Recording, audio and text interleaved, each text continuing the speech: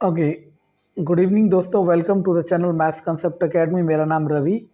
मैं आपके लिए मैथमेटिकल कंटेंट और केवीएस के अपडेट लेके आता हूँ। तो जैसा कि जो नया है उसे बता दिया जाए कि केवीएस की रिक्रूटमेंट आएगी सीटेट के बाद बहुत जल्द। तो हमने एक बैच स्टार्ट करा है फ्री ऑफ कॉस्ट। अब देखो, अगर मैं ये सब चीज़ें डाल रहा होता और अनकम्प्लीट वे में डाल रहा होता और फिर ऐड करता या फिर मैं पब्लिसिटी करता कि मेरे कोचिंग सेंटर में आओ और मैं आपको क्वालिफाई कराऊंगा, या मेरी ऐप डाउनलोड करो और पेड कोर्स लो मैं करूंगा, तो आपको समझना चाहिए था कि मैं अपना फ़ायदा देख रहा हूँ। इस समय मैं सिर्फ और सिर्फ आपका फ़ायदा देख रहा हूँ। मेरा ये फ़ायदा है कि मैं ज़्यादा से ज़्यादा बच्चों तक पहुँचूँगा, ठीक है ना। अब आपको देखना है कि आप सही को पहचान पाते हो या नहीं, ठीक है ना। तो आज हम पढ़ते हैं ब्याज। तो देखो, इंटरेस्ट या ब्याज क्या होता है और कितने टाइप का होता है, ठीक है ना। तो ब्याज तो आपको पता ही है कि क्या होता है, ठीक है ना। ये दो टाइप का होता है, एक होता है सिंपल इंटरेस्ट, एक होता है कंपाउंड इंटरेस्ट। देखो, ये भी आपको पता है आज से पहले कि आपने आज से पहले टॉपिक बहुत बार पढ़ा होगा, और आपने आज से पहले टॉपिक बहुत बार पढ़ा होगा, और आपको ये श्योरिटी कभी नहीं रहती। पता नहीं क्या हो जा रहा है।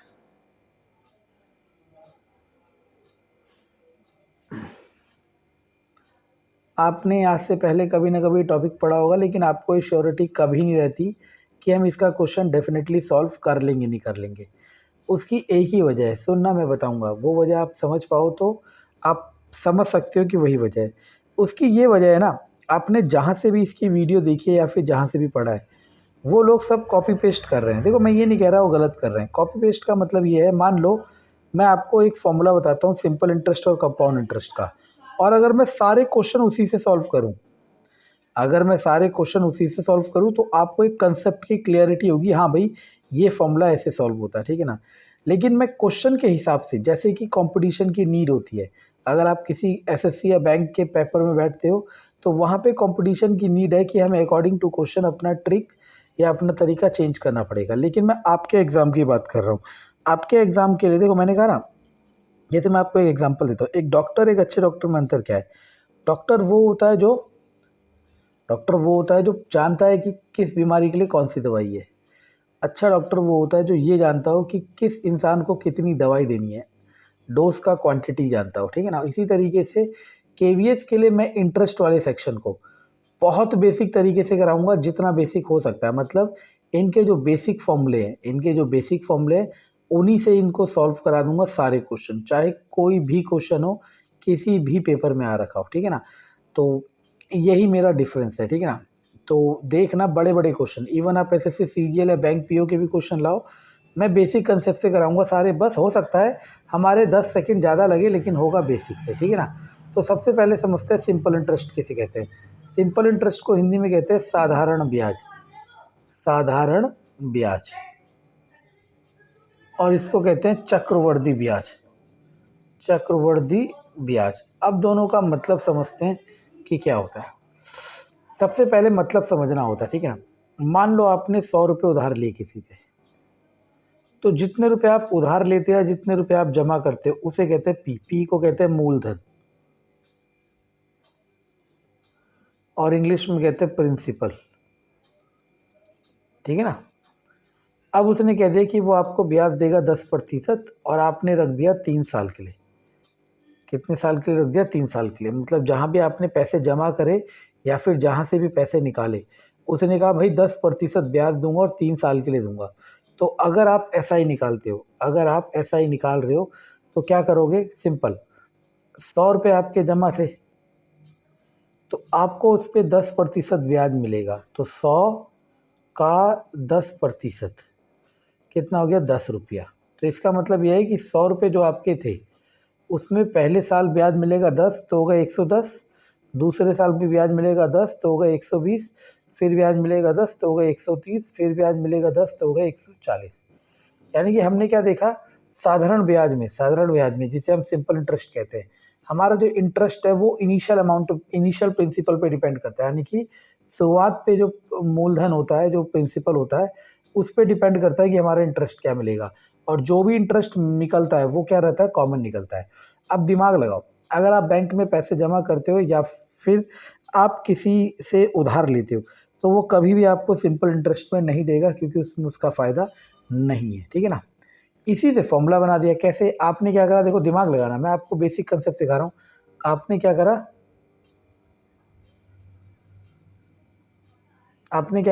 ये 100 का 10% निकाल दिया, यानी कि प्रिंसिपल को मल्टीप्लाई करा रेट से और नीचे क्या लिखा, 100, है ना। इसी को ध्यान देते हुए इन्होंने एक फॉर्मूला बना दिया। क्या फॉर्मूला बना दिया? देखो कि साधारण ब्याज simple interest equal to P into R into T by 100। अब आप कहोगे टी कहाँ से आ गया? तो देखो दिमाग लगाओ, जब 1 साल का ब्याज 10 रुपये था, 1 साल का ब्याज 10 रुपये था, तो 3 साल का ब्याज कितना हो जाएगा? 30। 10, 20, 30 और 4 साल का क्या हो जाएगा? 40। तो ये 3 साल का था तो 3, है ना। तो आपने क्या देखा, सिंपल इंटरेस्ट में क्या करते हैं, P R T by 100। Formula कहाँ से बना हमने, ये भी आपको बता दिया, ठीक है ना। अब बात ये आती है कंपाउंड इंटरेस्ट की, जिससे क्वेश्चन आएगा, लेकिन ऐसा नहीं है कि क्वेश्चन कंपाउंड से ही आएगा या सिंपल से ही आएगा। अभी मैं दिखाऊंगा केवीएस पीआरटी 2018 में जो क्वेश्चन आया हुआ था वो मिक्स था, मतलब कंपाउंड इंटरेस्ट के डाटा को सिंपल इंटरेस्ट में यूज़ करना है। आजकल यही टाइप चल रहा है कि या तो सिंपल इंटरेस्ट के डाटा को कंपाउंड में इस्तेमाल कराएगा या फिर कंपाउंड इंटरेस्ट के डाटा को सिंपल में इंटरेस्ट कराएगा। तो देखो समझना, अब मैं सीआई की बात करता हूँ। पहले कंसेप्ट समझते हैं, क्योंकि बहुतों को कंसेप्ट ही क्लियर नहीं है। मानो वही आपने 100 रुपये जमा कराए या उधार लिए बैंक से, आपको रेट ऑफ इंटरेस्ट मिला 10% और आपने कितने साल के लिए? वही 3 साल के लिए। तो सुनते रहना, तो 100 का 10% तो 10 रुपये होता है, यानी कि 100 रुपये जब आपने जमा कराए तो पहली बार 10 रुपये ब्याज मिलेगा, तो कितना हो गया? 110।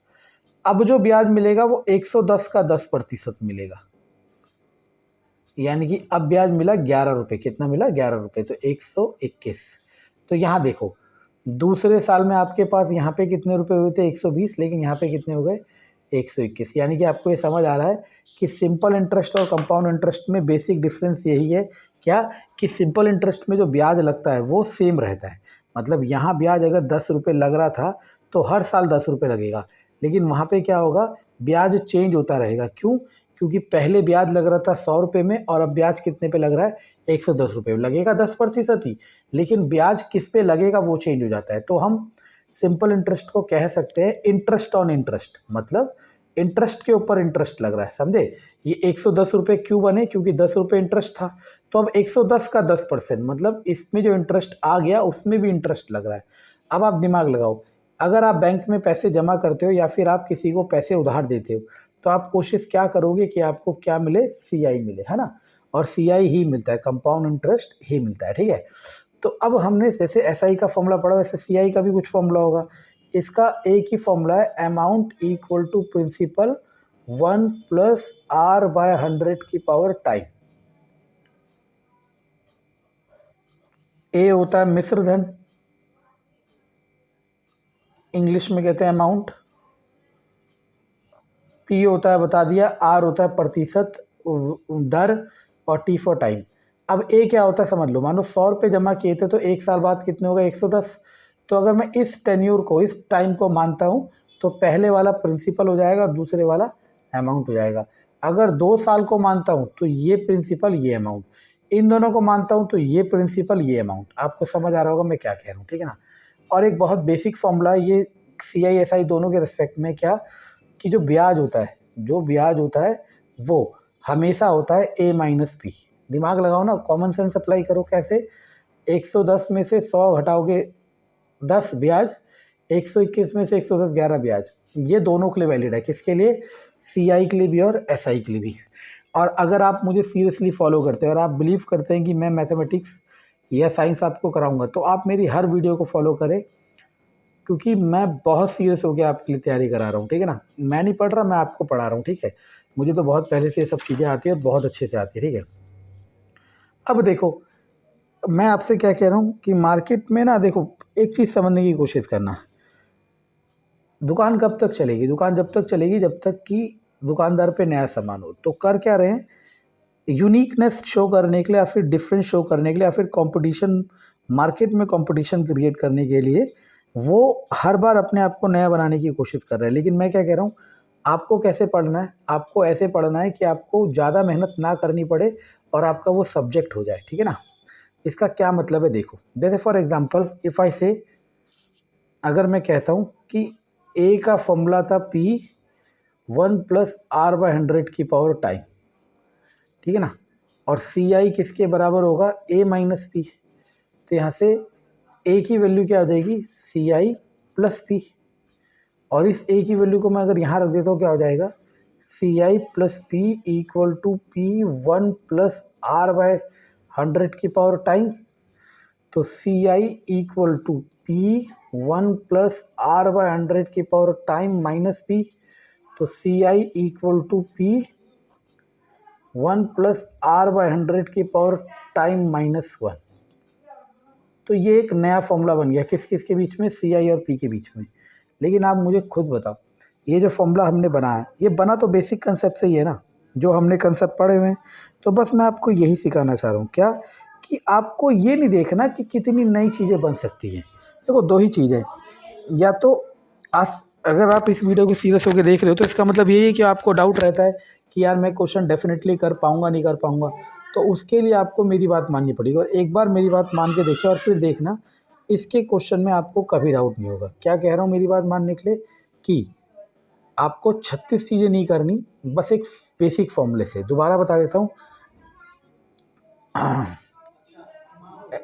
एस आई का formula P into R into T by 100 ये पढ़ना है बस।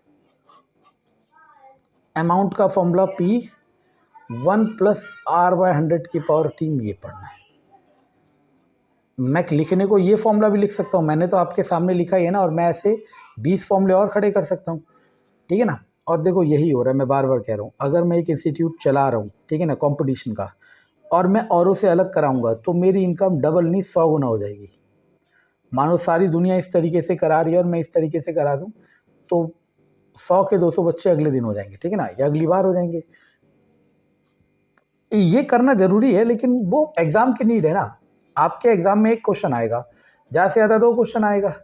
आपको उसके लिए रिसर्च लेवल पे करने की जरूरत नहीं है, आपको क्या करना है, बेसिक कंसेप्ट से करना है कि सारे क्वेश्चन हो जाए। और यही मैं एसएससी सीजीएल के लिए पढ़ा रहा होता तो मैं ये भी लिखाता और ऐसे 10 फॉर्मूले और लिखाता। तो अब हम क्या कह रहे हैं बच्चों, सिर्फ ये फॉर्मूला और सिर्फ ये फॉर्मूला, इन दोनों से हम सारे क्वेश्चन कराएंगे। और बेसिक फॉर्मूला इंटरेस्ट का मैं बता चुका हूँ, A-P ये तो सबके लिए होता है, चाहे CI हो या फिर SI हो, समझ आया। तो ये 3 फॉर्मूले, 3 तो कहने के लिए है, 2 ही फॉर्मूले से मैं सारे क्वेश्चन कराऊंगा, ठीक है ना, और यही देखना, ठीक है। चलो अब इसमें थोड़ी सी बेसिक चीज़ें और समझ लो। जो इंटरेस्ट होता है ना वो एनुअली भी मिलता है, हाफ ईयरली भी मिलता है और क्वार्टरली भी मिलता है, ठीक है ना।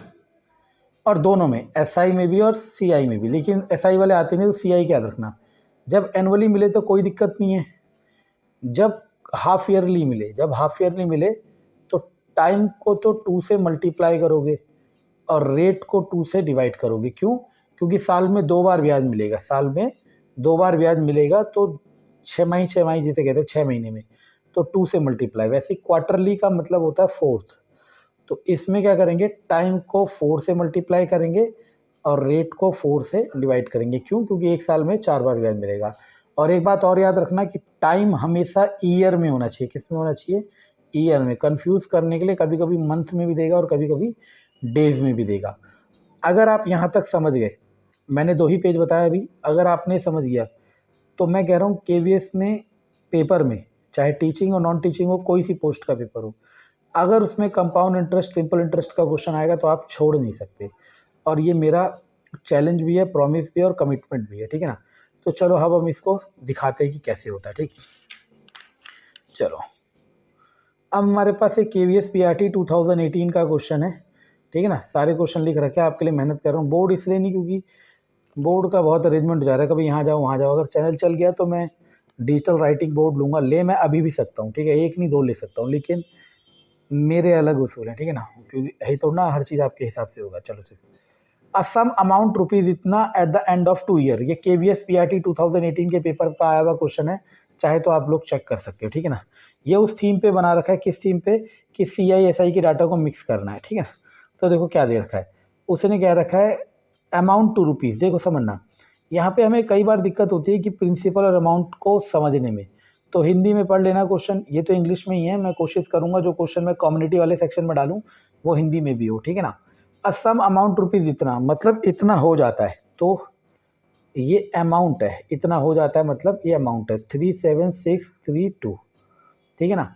रेट ऑफ इंटरेस्ट क्या है 12%। देखो यहाँ पे लिखा हुआ है per annum compounded interest, per annum मतलब एनुअली होता है, ठीक है ना। तो हमें वो क्वार्टरली हाफ ईयरली वाले कंसेप्ट को भी नहीं देखना, ठीक है। और टाइम दे रखा है 2 साल के लिए, टाइम दे रखा है 2 साल के लिए, टाइम दिया है 2 ईयर। अब वो कह रहा है सेम, अब वो कह रहा है कि what will the simple interest, कह रहा है सिंपल इंटरेस्ट बताओ कब, जब जो इसका प्रिंसिपल है वही प्रिंसिपल यहाँ पे भी है, यही वाला प्रिंसिपल यहाँ पे भी है, और सेम रेट, सेम रेट मतलब रेट ऑफ इंटरेस्ट 12 ही है, लेकिन टाइम डबल, टाइम कितना हो गया 4 साल। तो आपको तो पता है एसआई का फॉर्मूला एक ही होता है P into R into T by 100। तो आपको बस ये दिखा कि भाई अगर आपको P पता होता, if you know the value of P, if you know the value of P you can easily calculate SI। बस अब यहाँ से हम क्या निकालेंगे, P निकालेंगे। अब देखो हो सकता है, मैं बार बार कह रहा हूँ लेकिन ये बात अभी आपको समझ नहीं आएगी, कोचिंग सेंटर में या इंस्टीट्यूट में या फिर ऐप जो होती है, जो भी टीचिंग ऐप है, उसमें अपने आप को अलग बनाने के लिए वो कुछ नहीं कर रहे, वो क्या कर रहे हैं क्वेश्चन की नीड के हिसाब से फॉर्मूला ड्राइव कर ले रहे हैं और फिर आपको बोल दे रहे हैं कि ऐसा क्वेश्चन आए तो ये करना है, ऐसा क्वेश्चन आए तो वो करना है। लेकिन आप खुद सोच के बताओ, आप क्या याद रख सकते हो कि कैसा क्वेश्चन आएगा, ठीक है ना। इसीलिए मैं शुरुआत से कह रहा हूँ, जिसने माना है वो बहुत बच्चे सेलेक्ट हो गए हैं कि आपको बेसिक कंसेप्ट से करना, आपको नहीं सोचना क्या होगा। तो आ जाओ यहाँ पे, तो ए का formula P1 plus R by 100 की पावर टाइम, ए की जगह 37632 P1 प्लस आर की जगह 12/100 की पावर 2, ठीक है ना। यहाँ से हम क्या निकालेंगे P, और इस P को कहाँ रख देंगे, यहाँ पे, और हमें क्या मिल जाएगा आंसर। समझ आ रहा है बच्चों। अच्छा, जिसको सॉल्व करने में भी दिक्कत हो रही है, देखो 37632 इक्वल टू P, इसे सॉल्व ऐसे कर सकते हो 3